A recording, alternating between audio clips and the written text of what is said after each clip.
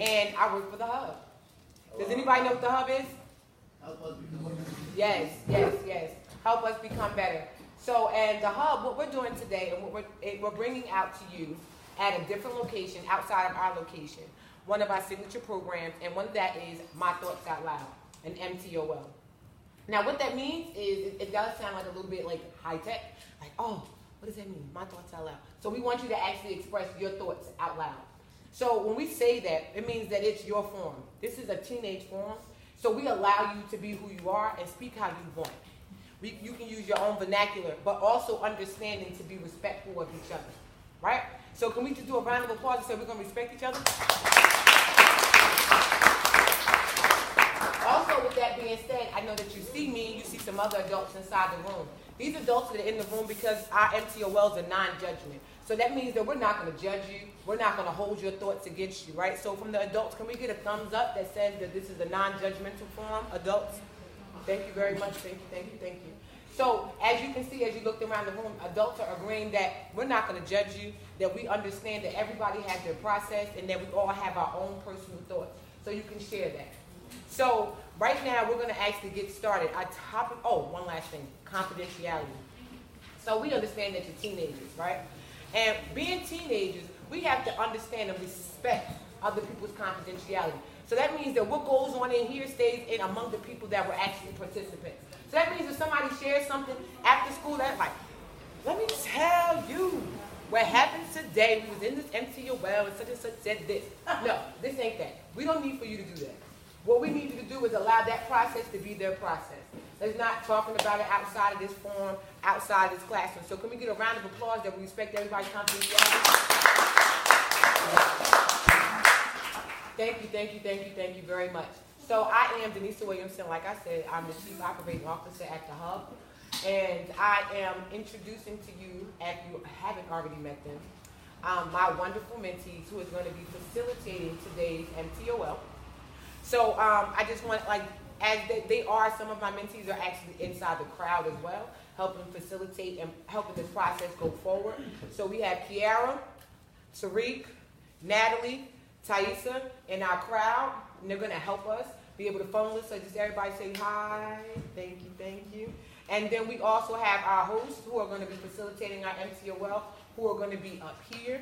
We have Mr. Kevin Singh. Hi. And we have Cornelius. All right. So our topic today is what is love, right? So with that being said, I'm going to turn this over and give you guys the opportunity to have your forum. Is that all right? Is that all right? Yes. All right. There you go. Let's go. All right, guys. First off, I want to say thank you for participating in Eastside's first MTOL. I hope this is going to be a really fun experience for you guys. And just to jump right in, we're going to be start off. Me and my co-host are going to be talking about what is love and what it means to us. So, while we were answering out the questionnaire, we had very different answers. For me, I made my own answer because I didn't like any of the answers that were here. I didn't feel like they applied to what I thought was love. So I literally put none of these. For me, love is kind of a choice. It's really what you decide to do. It consists of commitment, sacrifice, and mercy. You gotta sacrifice your time, your money sometimes. Sacrifice certain friendships to be in love or to love something. Maybe a job or a human being. You also gotta commit. That's where the choice comes in. You gotta really commit to this person. You gotta really commit to this job. You gotta really commit to whatever you're doing in your life. So if you're gonna do that, you gotta put a lot of focus on this. That's where the commitment part and the choice comes from. So that's what love is to me. And for Naya, this is completely different. So me on the other hand, I feel as though love is like an intense feeling of deep emotion, because in order to love somebody, not saying you can't just love them, because most people really don't know what love is and they just say it a lot to just be like, oh yeah, I love you. No, it's pretty much of a feeling that you feel inside and not on the outside. So what do you guys think? Anyone have a difference of opinion or something they want to add? Yeah? There are different types of love. Different types of love. Can you explain a little bit more? Give me an example or two? There's a parent's love. There is the love that Manaya was talking about.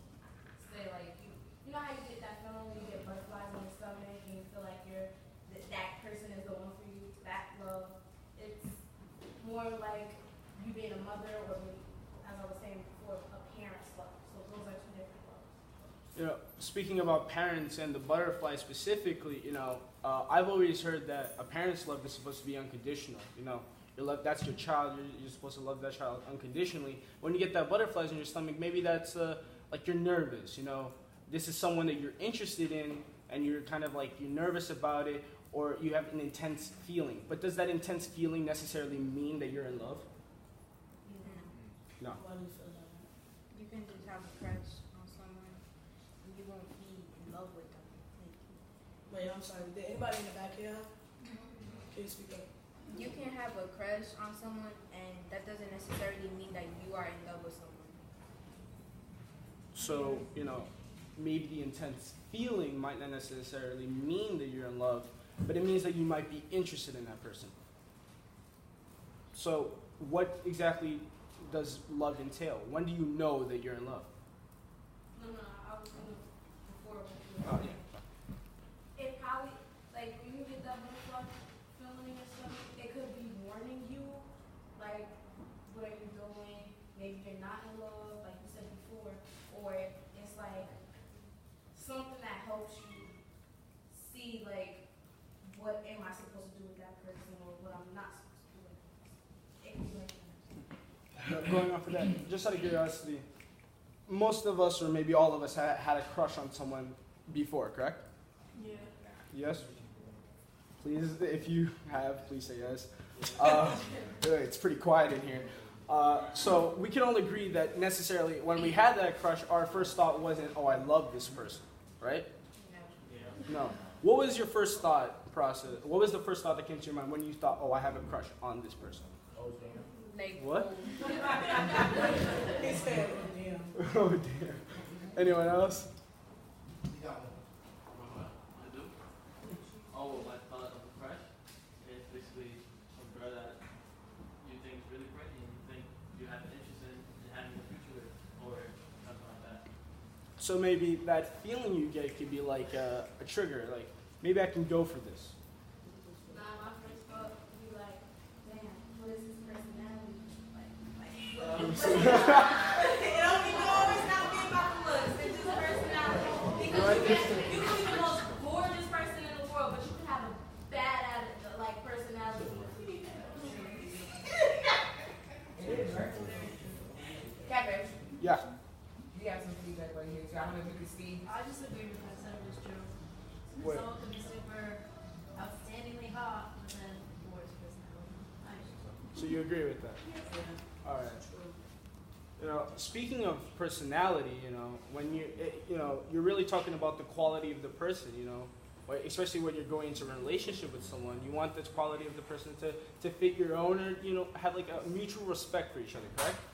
So when you're looking for, when you're supposedly in love, don't you want to be in a healthy relationship? One where you and your partner can feel like they have equal shit to say? Mutual feelings as well? Yes. So, does anyone, in maybe in personal experience or in your personal opinion, what do you think could be done, or no, actually, what is a healthy relationship? Someone that gives 100% when you give 100%. Someone that can bring to the table the things that you can bring to the table. Not give you half, 50%. Not always slacking, and make sure like you uplift that person and that person uplifts you, same as 100%. Is that, Keep it 100 with you. And don't cheat on me. so is that the only thing that could be labeled as like a healthy relationship? What is it? Like further as like, cause you said that it's just about mutual feelings and equal things. But what if like, okay, it's mutual feelings and equal things, but it's still turned into an abusive relationship?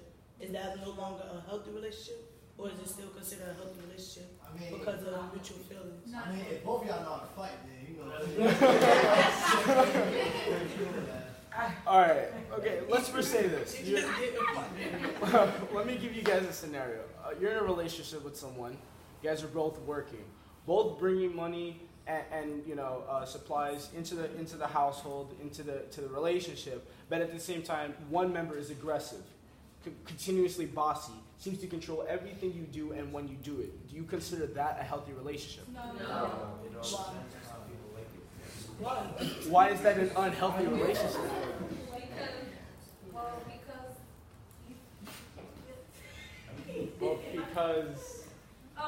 Because it's like you wouldn't want somebody that's so controlling, so aggressive, beating on you basically mostly every day. Like you want that person to be loving, caring, sweet, and generous. Like you wouldn't want nobody that beat on you all day long. Okay. So This brings back to the questionnaire, which one of the questions was, is it not a problem if my boyfriend or girlfriend only hits me once? Yes, that is a problem. Everybody makes mistakes. If he hits it once, he's bound to do it again. He's going to do it again. okay, so you said that if he do it once, he's bound to do it again. You said that everybody makes mistakes. So what do you mean by mistake? Like, do you feel as though if somebody hit you, that's a mistake? I'll give you yes. If they're angry, because some people do things that they don't really mean, just like some people say things that they don't really mean. If that person learns from their mistake and doesn't do it again, then it's okay. But if they keep constantly doing it over and over again and don't learn from it, then what's the whole point of taking them back? So You seem to disagree. How come? Because like I was in a relationship like that, but I left him. Like he was like really crazy. Like he followed me to school and everything. And like the first time he did it, I left him. But then I went back and he did it again. I really left him. So, but to this day, he really still be stalking me. So you wrong because if he makes I just said if he keeps All right. doing the same thing. that's like you would take him back. He hit you again. You gonna take him back? You gonna, no. I just told you no. Like if he keeps No, but like, as you can see, a difference in opinion. But no, she brings an interesting point because, for example, if you're in a from your point of view, you're saying if you're in a healthy relationship, but out of anger or spite, something bad happens, and then if they learn from it, from that, and they stop, then you would continue, right? Yes. If they can promise to you that they can stop. But that also brings up an interesting point of setting boundaries in a relationship. Things you can't cross, things that boyfriend can't do, and the things that girlfriend can't do. So, speaking of boundaries. That don't have to get to that point. Exactly. Sorry. So yeah, in your opinion, what do you think are some boundaries, or like in your personal experience, that you would set in a relationship? First, how many people in here are in a relationship? Okay, out of all these hands, like, would you tell like your boyfriend, oh, it's okay for you to do this and it's okay for you to do that? So that's basically what we acting about boundaries. so he knows the boundaries. Yeah. Like, what are some boundaries that you would set to let them know? Well, he knows not to text other females unless it's like his parents or his like sisters and brothers and stuff like that. That's one of the boundaries he knows not to cross. Because you're not supposed to talk to another female. Well, if they're not on that like lovey-dovey type talking, then it's okay. But if he's on that type of level, he knows he's crossing that boundary, and he knows not to come back to you.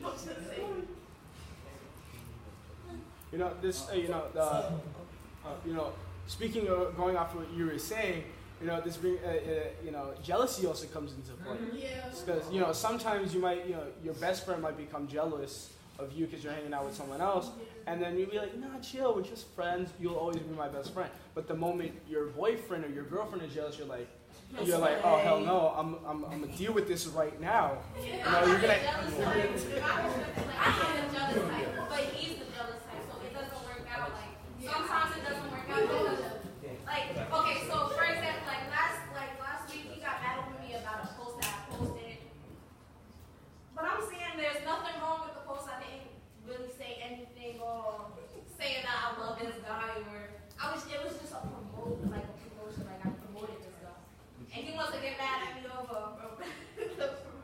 No. But you just said something about boundaries. If you know how you gonna get mad about that, you shouldn't post that. I didn't know he was gonna get mad. No, but this. You crossing the boundary. You gotta think, like, would you get mad if people But it was a promotion. No, he always promotes females, but I don't say nothing about it. Oh, I'm but not that's right. when he set a bad boundary. Exactly. If you can't be that, if you can't do it, he can't do it. Right. What about this? speaking of jealousy, that might, if someone becomes overly jealous for something like a comment or, doing something really tiny, nothing major, could that show some sort of insecurity? Maybe they're... Yes. So, 100%. if you, in the circumstances where you feel like your partner might be insecure, what would be your actions? Like you... Or you gotta go. You gotta go? How come? That's annoying. Like, if someone's always on you constantly about little stuff, you get annoyed. And you, like... So, would you say that you prefer someone who's a little bit more strong-willed? Like, you can do you, and then even though that you might do something that, would seem to others as, wrong or passing a boundary, if they don't bother you, then you're like... I don't know, you can do what you gotta do, but, there's certain stuff that you can't, promise. No, but this, let's say that someone isn't as clingy as that isn't the jealous type. But what if they're, almost... it really don't matter what you do. Yeah, they're not even connected with you. Not even in an emotional or in a mental level. What do you do then? Is that even a relationship? No, break up with them. Break up with them. How come? Right? I was like, you don't even care. And I'm not about to care if you don't care. I'm not about to be in a relationship if you don't care. So. But what if you thought he didn't care? It's just in his... He just don't show it. He just don't show it. See, no, I can't be with somebody like that. I need you to show emotion. I hate, people, that don't express themselves. I can't be with somebody. For me, I've been told that when I become emotional, it's easily visible. You can see it on my face and in my actions. But in my personal opinion, I feel like if I was in a relationship and my girlfriend texted some guy, and then my friend told me, I don't think I'd be really all that bothered by it because in my opinion, it's she's my girlfriend. So as long as she's not hitting on him and he's not hitting on her, let her text whoever she wants. Yeah. But how would you know? I'd follow up. I would follow up. But what if she lies? I know. I heard somebody back here said that comes a lot where trust comes in. Yeah. That's where trust comes from. Explain. I mean, you gotta trust your woman or man to know how to touch your female. That's what Yeah. trust comes into play. Your lover gotta know the boundaries that you guys place in a relationship. All right. How do you know you can trust someone? Well, it takes time. It takes a lot of willpower to trust somebody because you're putting yourself out there. Yeah. And How- you fell in love, you gotta trust. It's all You gotta about trust. All right. Good point. But how do you build trust? In your personal experience, what is one way you built trust? You gotta show somebody that you all about them. Who? Nelson? Oh. Nelson, you had your hand up? You can always hook a lie detector test. You mean a polygraph? That's how you build trust. That's how you build trust. Yes. So you have you have a weekly meeting where you hook your partner up to see if they're lying. Did you text the guy today? That doesn't seem healthy. No, because if she goes home after curfew, 3 hours. Curfew.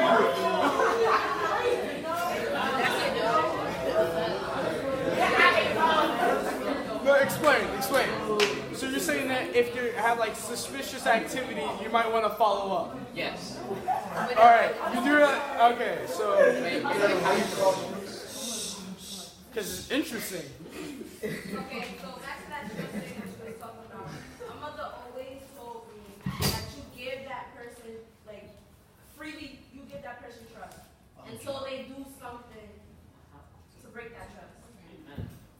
So I trust everybody that come in my life, but you do something that I can't trust you anymore for, then I'm not gonna trust you. I used to follow the same principle, but being that a lot of it was dishonesty after dishonesty. At one point, I was like, you know what? I'm done with people, and I really became someone really enclosed. So maybe, it might work for you, but sometimes having dishonesty reoccur. I'm saying having dishonesty reoccur so much, you might just I don't want to deal with this anymore. I feel like it might be better to just say, if you from the start, build the trust between each other. Then from then, if they break it, because it's like a foundation. Like you built something with this person. The moment they destroy what you built together, it's like this devastating feeling. You're like, really, you're gonna do that to us? You do that to me? So, Jagger, we were okay. So yeah, you and I were talking before the MTOL, and you answered, how do you define love as physical attraction? Now, when you base a relationship off of physical attraction, in your personal experience, do you believe that you can build a healthy amount of trust? Now you see, like, I meant to choose all of the above because I didn't really read the other ones. All right, but like in your personal opinion, from physical attraction, do you think that you can build a healthy relationship? I mean, probably not because like just because they look good, just because they look good, doesn't mean that like they'll talk to you or like they have a good personality. So, Nelson, raise your hand up. What do you think? Not saying like it's a big part of it, but it has to play like some role. Because if you see a woman and she's like all messy, if she can't take care of herself, why should I do it for her? Okay, so wait, let me just say something. So, you know how, right, about you saying seeing women and the difference. So, if a girl all cute and everything, and then think about it. So, you got like the biggest crush on this girl, whatever, blah, blah, blah. She like the best looking girl in school. So, being as though that you're trying to talk to her, do you not know how many other people are trying to talk to her and how many other people are trying to get her attention? So, like, it's 7 days in a week. That's about, like, 10 other boys per day. That's like 70 boys in 1 week. That's what I'm saying. I'm saying, like, exactly, like, even if you don't even have to be that attractive, but I'm saying, like, even if you're just pretty, do you not know how many males will try to talk to you in a day? Not even thinking about what's going on, like, inside you. They just looking at, yo, she pretty. I want her. Why? You don't know what this girl life about. Like, just because she's so pretty, so physical attraction can't really determine no type of love. I would.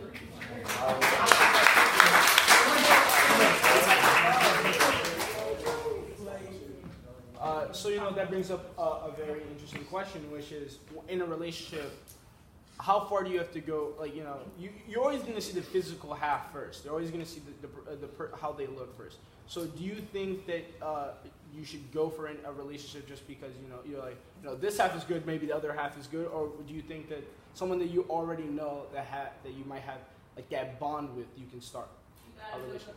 You gotta build a friendship before you can even think about building Amen. anything else. Amen.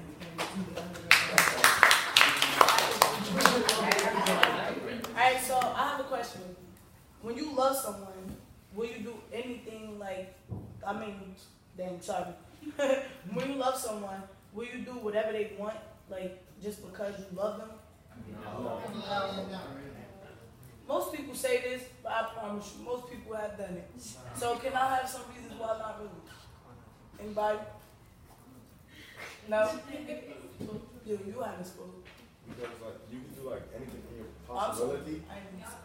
You can do like anything in your possibility, and also you gotta have your concern too. So like she's not gonna make a decision by herself. She also has to have like my opinion in it. Like if we want to buy a house, she can't just buy her own house. Like I wanted this, but she wanted that, and she only got what she wanted, and that's like not a good relationship. Okay, you? That person told you to jump off a bridge and kill yourself. It's a very interesting extreme. Like before, someone said about boundaries, you gotta have boundaries. Like, if that person wants you to do something that's really dangerous and it pushes the boundary line, you don't want to do that. If you love that person, let them go, because they're obviously not right for you. They're like pushing you to your limits. What she's thinking and what I think, it could be two different things, even though we're connected. So I might want this, and she's gonna have like 20-minute argument about why she doesn't want it as well. So we might buy a car, but we can't have two cars because A, get me killed, or B, me bankrupt. So, well, this is where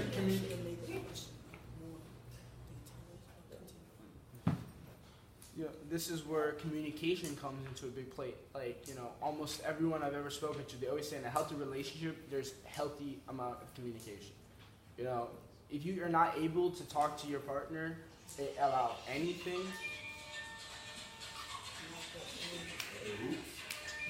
if you're not, if you're not able to communicate with them, then how can you set those boundaries? How can you know their limit? How can you know your own? How can they know your limit? You're basically just gonna fight. Like, if you can't talk to your partner, you're just gonna keep turning everything to an argument. Everything that you don't like, disagree with, if you can't say it to your boyfriend or girlfriend, you're gonna have some miscommunication. And with that being said, that's what comes along with the middleman. So it's basically, when I say middleman, I basically mean like it's a couple who can't really like communicate, but they both have a mutual friend. So they'll be like, yo, mom, let me tell you, like, this girl crazy. She da-da-da. Nah, bro, I'm gonna talk to her. Now the girl tell him like from her point, and then now it's pretty much of a he say she say going on. You know what I'm saying? That was like me. I was in a situation. Yeah, it's like now it's like you got a middleman because you're both not mature enough to establish what's going on. So now you feel as though you need someone else to tell. Especially in that sort of situation, you're giving someone else the authority to be in your relationship and be in your business. You don't know what could come up in that sort of conversation. Just think about it. This is someone you've shared a lot with. All of a sudden, all your secrets are pouring out, and then you're just embarrassed, and your friend's not even your friend by the end of it. It's horrible. Not to mention, this is something private between you and your partner. So you might want to really. This is where open communication comes into a really big place. If you're not able to communicate with your partner, then you won't ever have a healthy relationship. Because at the end of the day, like we're all talking about in a healthy relationship, there's respect, there's boundaries, there's knowing the other person. How can you know someone without talking to them? And also, speaking about arguments specifically, sometimes there is a healthy way of managing an argument. If you're arguing with someone and you storm out, that just leaves more tension and more time for the anger to boil. So when you come back, you explode like a bomb, and you're just going off on your partner. So maybe there's some healthy ways we could go about. You think differently? Yes. Please. Because, okay, so me, like speaking from personal experience, the moment, like if I'm ever able to get that mad that I have to leave, no matter what the situation is, whether it's a relationship or anything else, that's just giving me enough time to cool down. Because if I'm in a relationship with a person, and we arguing like to a point where I feel as though I have to leave, before I leave, like if I'm not thinking enough to leave, before I leave, I'm gonna end up doing something that I will regret. So more so, it's pretty much on like, let me leave to calm down, not let me leave to add more things on it. You get what I'm saying? Yeah. So it might be like, oh, I just want to leave because like I want to calm myself down or let them calm down. It's probably like sometimes they could be thinking of the other person. You gotta outweigh the good with the good and bad. If the good outweighs the bad, then it's worth keeping a relationship. But if the bad outweighs the good, then it's no point in keeping a relationship. Just like you were saying before, if they're gonna say here there's no communication and the same stuff gonna happen over and over again, what's the whole point of having a relationship when you can't communicate with your other half? So do you think that relationships where maybe there was a faulty amount of communication, those can't the partners can't somehow fix that? Maybe open the channels finally at one point, or do you think that the relationship is unsavable? No, you can still save it. Like if you talk to the person and like say about that or my partner mad or whatever, like we both mad, we could talk about it, but like if we can't talk about it, just like my father said, you put on boxing gloves, go in the ring and settle it. Feel me? Until somebody apologize, I really think the relationship, you can save it. Like, there's no need. If you really love that person, you can save it. If not, then just give up. Turi, I feel really inclined to ask this question on the questionnaire. What do you think? What is emotional abuse? Just remember the answers that.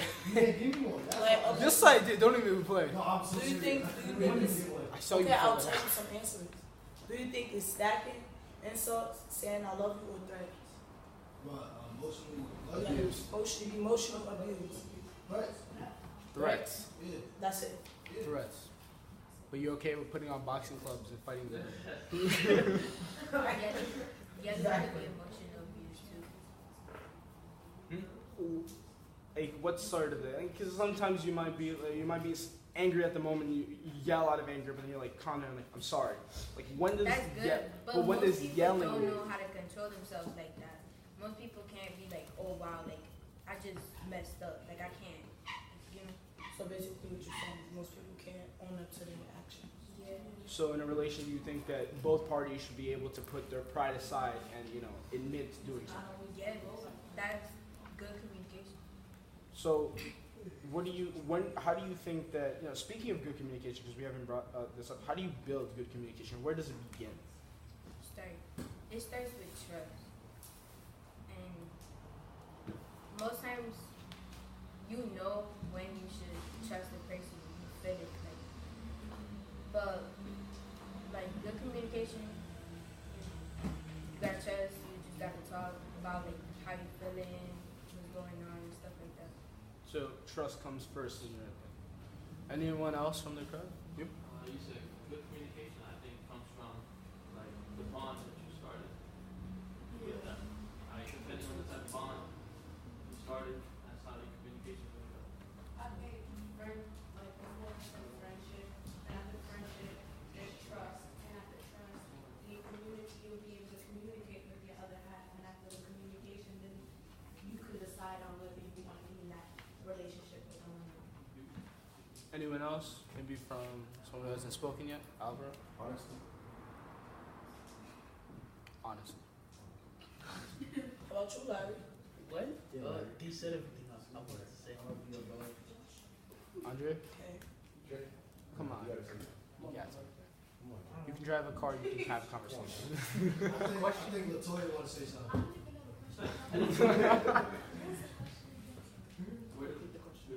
So where does healthy communication start? Or good communication. Like, let's say you get into a relationship with someone, you start messing with somebody, and you hear rumors or something, you get something about them. Instead of getting mad and going on, I think you should go, check your partner. I heard this, that, and the third. Is it true? I think innocent until proven guilty. So you tell me no, it's not true. Okay, I'm gonna let it slide until something comes up. So, but basically, so what I'm hearing is that you're saying that if we express our own opinions to our partner, if we express how we feel, this opens the channel for them to do it in the future, and now your partner knows that you feel comfortable enough to go and talk to them. Alright? You have anything to add? Oh yeah, because I was gonna ask you, what did you feel as though good communication started? But I wanted everyone else to speak first. It kind of goes off of. Sorry, what's your name? Latoya. Kind of what Latoya was saying was that I always feel like in any healthy relationship, you kind of have to swallow your pride and be able to be the one to open up the doorways for communication. Because people always kind of have a defense. It's kind of immediate, no, I'm gonna keep myself guarded until I know it's okay. So for me, I would open that door to say I always, whenever I meet someone new, I always say directly to them, don't feel at all that you can't say anything to me. I want everyone that I meet to feel free to openly say what they have to say to me. So. Okay, so I could say me and you both have different things for emotional abuse.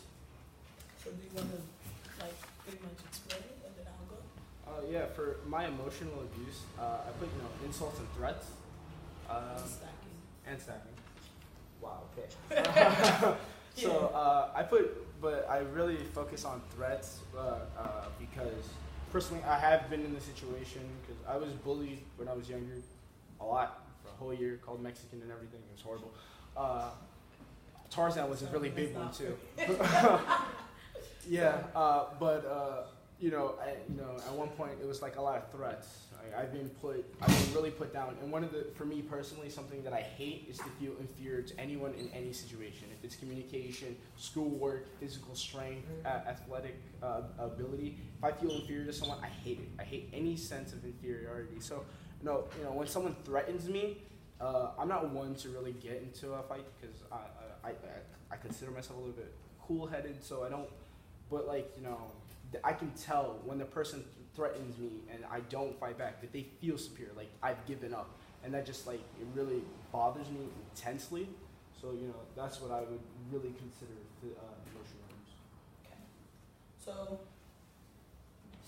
well, people don't really use this word now, but so I'm gonna just change it a little bit. Like hiking, do y'all feel as though hiking is emotional abuse to your partner or to anybody? Yeah, in a sort, yeah.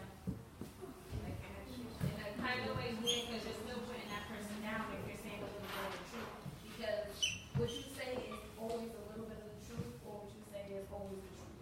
So basically, you're still putting that's verbal abuse. You're still putting that person down. Dexter, you said that stacking is not a form of emotional abuse. So how come? Because it depends on the relationship works. So let's say you're faithful like that, and that's how you play around, and you're hiking on it, and it's just a funny way. But at the same time, there's a boundary, But if you know your limit, then it should be all fun and games. I think that comes in with the bond again. But depending on what type of bond you started with, is depending for hiking. Yeah, I'm hearing a lot about a lot of people say bond that you start with. And I've heard you say it a few times. But it's sort of a start of a relationship. There's usually a lot of this thing called passion. People are really passionate for each other. It's not like this whole new experience that you're going through. But passion really fades at one point. So you hope what's left is some sort of healthy communication and a relationship where you can actually grow in it.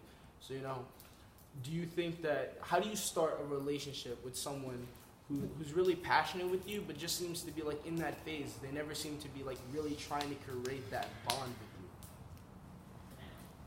I mean, I don't know. I just go with the flow. So they're not really if you could tell that they don't want it, then don't force it. And if they do, then just work your way around it. Everybody has flaws. Work your way around it. Help each other. So anyone else in the audience have an opinion? Passionate at the beginning? He said, can you repeat the question? I said that, at one point passion fails. I don't know who said it, so I can't, I'm looking around. So at one point passion fails, so, how, but if you're at the beginning phases and you're ready to start that sort of healthy communicated relationship that can really grow and you can commit to, but it seems like the other person is still stuck in the passion phase, what do you do in that moment? Wait it out. Wait it out. Wait it out. So, because I gotta give her time to think about her decision as well. So, what if at one point, what if it seems like you waited enough? What do you do then? Bring a knife. At that From point, polygraph to knife. Right on. yeah, cut a nice piece of cake for her. Oh. Cut a nice piece of cake. Go for dinner, bring the candles, tell her how much you appreciate her, and then bring in the flowers. Sounds like passion. Yes. So, I say it. Wait, can you repeat that? what he said or what I said? What you said. Okay, so what I was saying was that, at the beginning of a lot of relationship, it's really about passion. People are passionate for each other, new experience, they just want to, jump right in. But what if at one point you are, ready for that, commitment with your partner, but your partner seems to be still stuck in the passion phase? What do you do? Communicate, talk to that person about whether you're serious or not. Just like you said before, if that person feels like you're serious and that other person is still in that passionate stage or whatever you call that, you go talk to that person. It's called communication to find out whether or not they feel the same way about you. I agree completely. For me, communication is a big deal. Williamson? Hi, I'm curious. What exactly do you mean passion? Yeah. And like maybe, cause I'm so confused. I'm like, cause I hear this word passion being thrown around this room. And maybe it's because I'm like an old lady or something. Cause please explain to me, what do you mean by passion? Alright, so like when, what I mean by passion is like, the way I've seen it is kind of like, you guys are together, but at the same time, it just seems like, it's still at the beginning phases. You guys are still getting to know each other. You're not really communicating. It's more of like, maybe it can be like a little bit more physical, talking, but it's like nothing getting too serious, never really discussing the future of the relationship, just having kind of like fun with what's going on. Just going with the flow, having fun at the beginning. At the beginning, like, it always starts with, a little bit of fun, but at one point, when it gets to a certain distance, you want to commit. So when you want to commit, when you want to get to that next step of the relationship, how do you take it there? Okay, do you mind, let me just expand to make sure I understand your definition. So we're talking about like that initial euphoric stage of a relationship where it's just like we're getting to know each other. Okay, because when you say passion, I think of passion like this intense emotion. Yeah. Yeah, like that. Oh, okay. So now I get it. I'm like, okay. So it's like that beginning, like everything is happy and glowy, right? Yeah. Okay. Thank you. Ryan.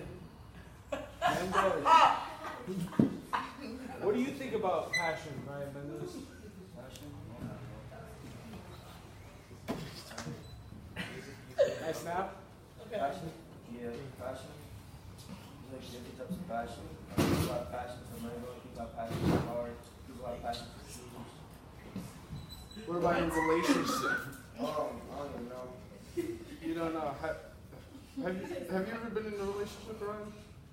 No. Nelson? Sometimes I think of passion, like the different types of traits that you have. Like if you want to have a resume, it says what are your passions? But like looking at art, it's mostly like what you enjoy doing and how it connects to you, like a more inner self. And the other passion I think about is the fruit. All right. Let me, Dexter, actually, you go first and I'll ask my question. What do you have to say? Oh, I'm saying like as soon as you lose that, like you're saying if you lose that passion, right? Mm-hmm. Like what means that? Like I'm Like saying, it fades. yeah. So like I'm saying, if you guys are like talking, right? I'm saying like you should go like on a date, On a date. So like just you two and see if it's actually like clicking. It's like if it doesn't click anymore, it wasn't like meant. But like if it's going well and like everything goes out fine, and the other person gets to the level you're at, then I'm saying it should all be steady from there. Right at the talking stage, I'm pretty sure like you guys go on dates or no. I mean, I don't really consider that. Can I? Okay, sorry. No, it's my fault. Let me. For those of you who raised your hand before to when I asked question to who's in a relationship right now, can one of you give me being that you're in a relationship? I don't know how long you've been in it. Can you what are some differences from when you began to where you are now? I could tell you that. All right. Yeah. Well, start off like when everybody start off, it's always like a bunch of laughs and smiles and on the phone all night and stuff like that. But like as it goes on, the laughter and stuff it still continues. But it's like I wouldn't say, well, I don't know. It depends on how people's relationship is. So I wouldn't say it's like, cause some people like after time starts to fade away, and then you go back like, yo, I wish this was how like when we first started talking. You get what I'm saying? Cause like now it's like I got her where I want her. Now I know she's not going nowhere. Now the male fellas though, he don't have to provide the same amount of energy that he was putting in before, which is incorrect. I mean, that's not what happens with me, but I'm speaking for like overall. But I noticed one of you guys had your hands up. I don't know which one it was. Can you repeat the question? Sorry. Okay, so basically he's asking how do it feel when you guys first start and then when you guys are like where you guys are at now? Okay, when you first start, sometimes you don't have as much trust as you wanted to have. But then once you guys like get into like a real relationship, like you guys have been for like a year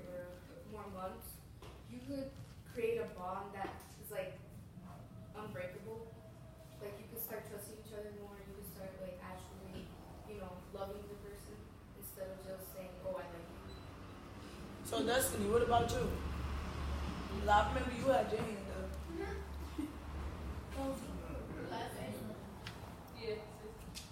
I do got trust issues. She said she got trust issues. Okay, so remember how you was talking about like they good in the beginning, but then they stop trying after. Like it go good, they show you love and whatnot, and then it gets like a few months later on into the relationship, and then that's when it's just stop all the sweetness and being all loving to you, and it gets tiring. Like you don't want to be in a relationship no more because then that person starts to stop the feelings that they was giving in the beginning, and you just looking at him like disgusting, like. So okay, so this brings back jealousy, right? So once like the moment you feel as though like the boy that you're with isn't showing you as much love, do you feel as though maybe he giving it to somebody else? Yeah. See, that's what happens. That comes along with jealousy. Man, at that point, it don't matter who you give it to if it's not me. Is that just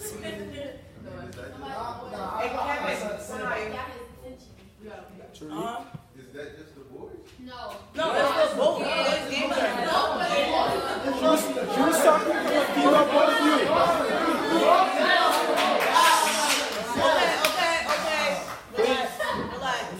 One second. Break it down. But no, I'm not saying it's like not for both. I'm just saying from like a girl's perspective.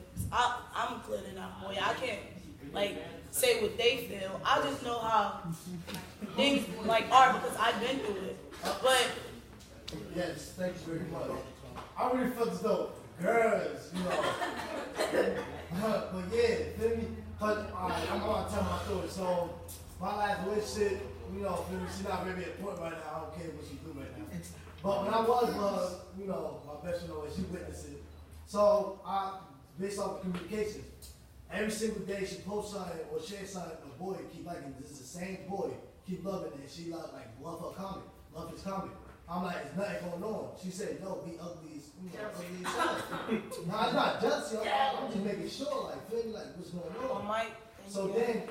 So then, boom. Next thing you know, we break up with something, she goes straight to that nigga.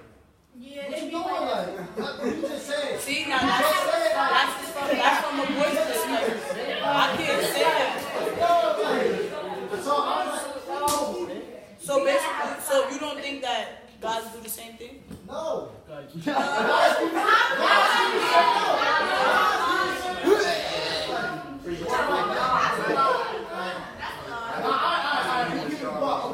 It's just some females. Yeah, some females. I just want to make sure that I understand. Hi, I want to make sure that I understand something just really, really quickly. So because I'm hearing some things bounce around the room about relationships and this because we talk about trust and jealousy. So if in a relationship, right, are you entitled to be able to have a friend?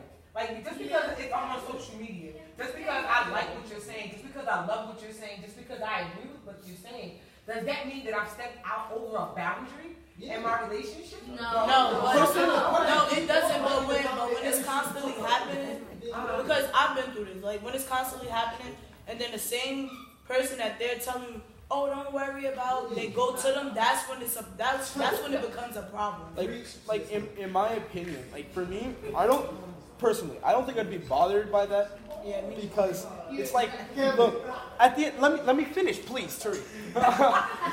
You're really excited.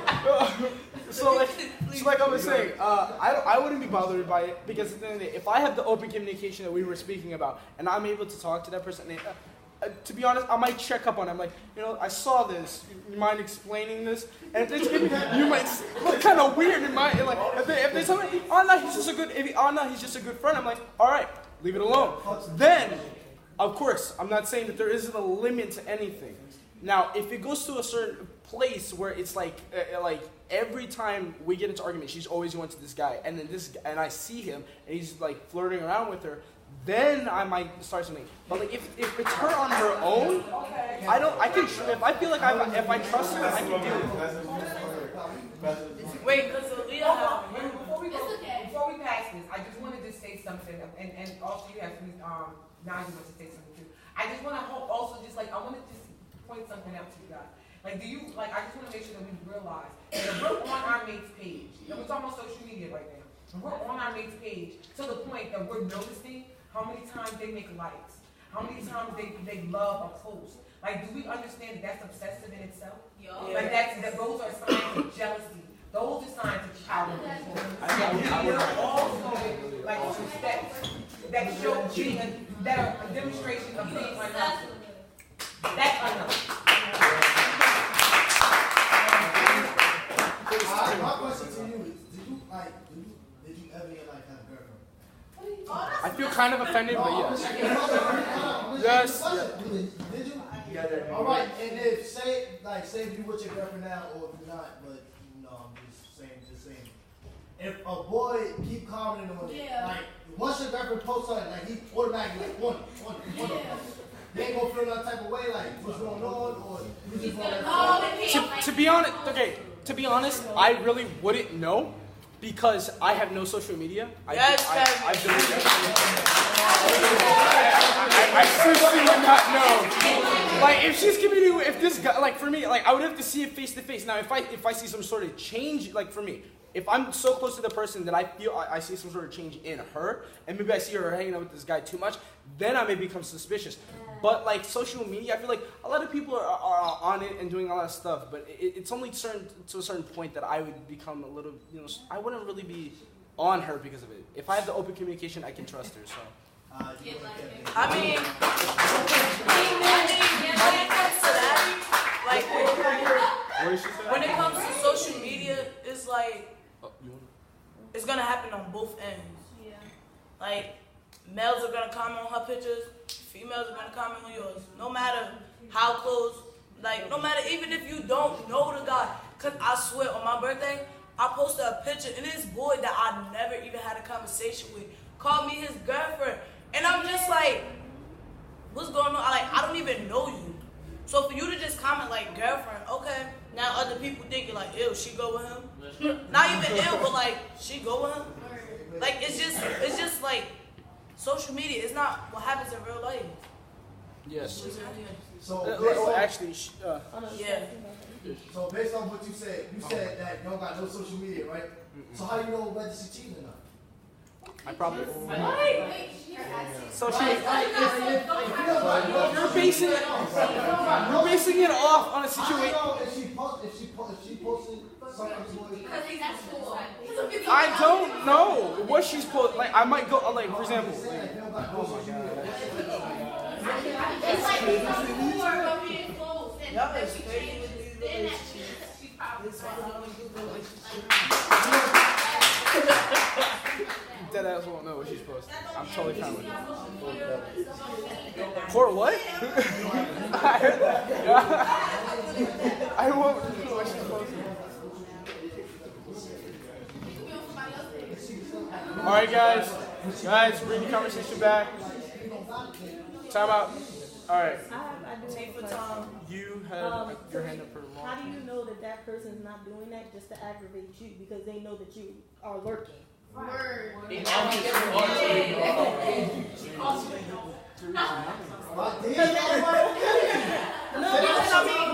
that happens when somebody overhears conversation. It could just be a simple ear hustle where your girlfriend could be like, all he does is check my page, and someone feels the need to be like, oh, that's what he do, so let me just keep commenting just to piss him off.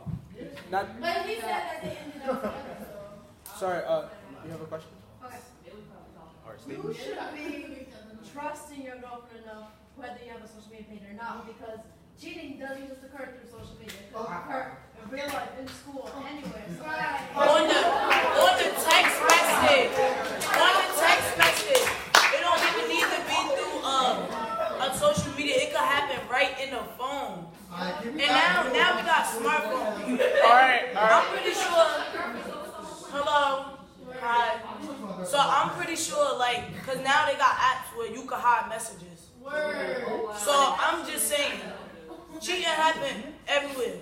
Even walking down this hallways. Even right in front of your face. You can put a person on do not disturb. Just because you sitting next to your boyfriend or girlfriend, like, yeah, I know they're going to text, so it's not going to pop up right now. Mr. Tariq? I'm not saying that's how I do, but I usually do.